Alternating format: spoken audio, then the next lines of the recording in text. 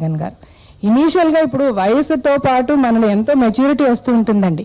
ఏమో ఆయన ఇనీషియల్గా ఆయన మీద వచ్చిన ఈ ఆరోపణలు అవి 210% అవి ఆరోపణలు అవి ప్రూవ్ అయిపోయి, అలాంటి ఆరోపణలు వచ్చే విధంగా ఆయన బిహేవ్ చేసి ఉంటే అది డెఫినెట్గా నేను అనుకునేది ఇనీషియల్ స్టేజెస్ ఈవెన్ ఆయనకు అర్థం కాని ఒక ఏజ్లో జరిగిందేమో.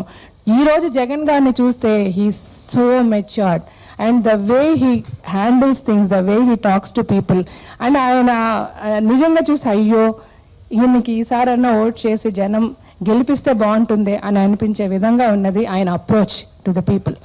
We see a vast difference in Jagan గారు అండి. మళ్ళీ మీరు అనొచ్చా ఇదే మీరు ఆ రోజు జగన్ గారి గురించి అలా అన్నారు కదా అంటే మళ్ళీ అందుకే చెప్తున్నా, ఆ రోజు ఉన్న పరిస్థితులు వేరు, ఆ రోజు ఉన్న జగన్ గారు వేరు, ఈ రోజు ఉన్న జగన్ గారు వేరు.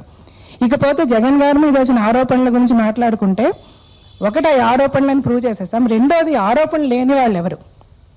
ఆరోపణలు అనేవి బేస్లెస్. ఆరోపణ అంటే అని అర్థం బేస్లెస్. ఈ రోజుకి దానికి బేస్ ఎవరు క్రియేట్ చేయలేకపోయారు. ఆ రోజు ఆయన మీద పెట్టిన కేసులు అవనివ్వండి, అవి ఎవరు పెట్టారు, ఏ గవర్నమెంట్తో చేతులు కలిపి ఆ కేసులు పెట్టించారన్నది కూడా తర్వాత ఇదే మీడియాలో వచ్చింది, అందరినీ చూసాం, అందరం అర్థం చేసుకున్నాం, మేము అర్థం చేసుకున్నాం, ప్రజల్లాగా మేము అర్థం చేసుకున్నాం. సో ఈ ఆరోపణలు అనేది పక్కన పెడితే ఇంక జగన్ గారు చేసేసిన అన్యాయాలు ఏంటి? ఆయన కూనీకోర రాజకీయాలు అంటే ఆయన ఎంతమందిని రోడ్డు మీద పెట్టి మర్డర్లు చేసేసారు, నరికేశారు. ఆయన ఒక పాదయాత్ర చేశారు, ఒక ఓదార్పు యాత్ర చేశారు. ఆయన ప్రజల్లోకి వెళ్ళని రోజు లేదు.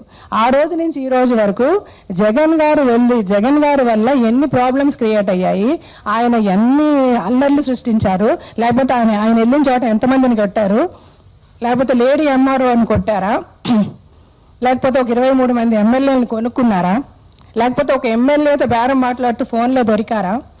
ఏమి ఆయన రెడ్ హ్యాండెడ్గా ఆయన చేసిన తప్పులు ఏమి దొరికాయి? సో ఆ రోజు నుంచి ఈ రోజు వరకు ఒక కూనీకోర అవనివ్వండి, లేకపోతే ఒక ఆరోపణలు అవనివ్వండి, డబ్బులు సంపాదించేసాడవని ఏదవనివ్వండి, అన్నీ కూడా ఆరోపణలుగానే మిగిలిపోయి ఇది ప్రజలు అర్థం చేసుకోవాలి. 210% నేను అర్థం చేసుకున్నాను, రాజశేఖర్ గారు అర్థం చేసుకున్నాము. ఈరోజు మీ ముందు అందుకే మేము వచ్చి ధైర్యంగా మాట్లాడగలుగుతున్నాం. నేను రాజశేఖర్ గారు సరే ఏమండి మీరు ఇంతకుముందు కాంగ్రెస్లో ఉన్నారు, కాంగ్రెస్లో ఉన్నప్పుడు వైఎస్ రాజశేఖర్ రెడ్డి గారు ఉన్నారు, అప్పుడు కాంగ్రెస్లో ఉన్నప్పుడు ఆయన లేని కాంగ్రెస్ మాకు వద్దనుకున్నాం, వచ్చేసాం. ఈరోజు మధ్యలో నేను నరేంద్ర మోడీ గారు జెన్యూన్గా ఈ